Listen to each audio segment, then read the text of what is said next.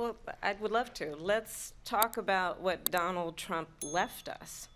Donald Trump left us the worst unemployment since the Great Depression. Donald Trump left us the worst public health epidemic in a century. Donald Trump left us the worst attack on our democracy since the Civil War. And what we have done is clean up Donald Trump's mess. Look, we've had a terrible economy because inflation which is really known as a country buster. It breaks up countries.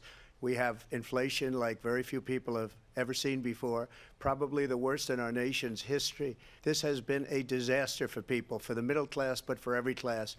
On top of that, we have millions of people pouring into our country from prisons and jails, from mental institutions and insane asylums, and they're coming in and they're taking jobs that are occupied right now by African Americans and Hispanics. Number one, I have nothing to do, as you know, and as she knows better than anyone, I have nothing to do with Project 2025.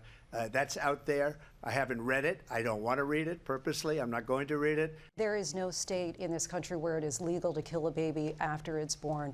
Madam Vice President, I want to get your response to President Trump. Let's understand how we got here. Donald Trump hand-selected 3 members of the United States Supreme Court with the intention that they would undo the protections of Roe v. Wade. And they did exactly as he intended.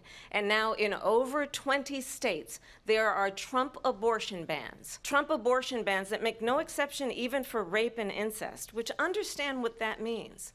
A survivor of a crime of violation to their body does not have the right to make a decision about what happens to their body next. That is immoral. And one does not have to abandon their faith or deeply held beliefs to agree. The government, and Donald Trump certainly, should not be telling a woman what to do with her body. I have talked with women around our country. You want to talk about this is what people wanted?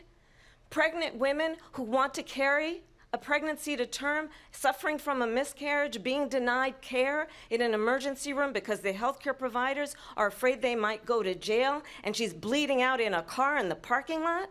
She didn't want that. Her husband didn't want that. A 12 or 13-year-old survivor of incest being forced to carry a pregnancy to term. They don't want that.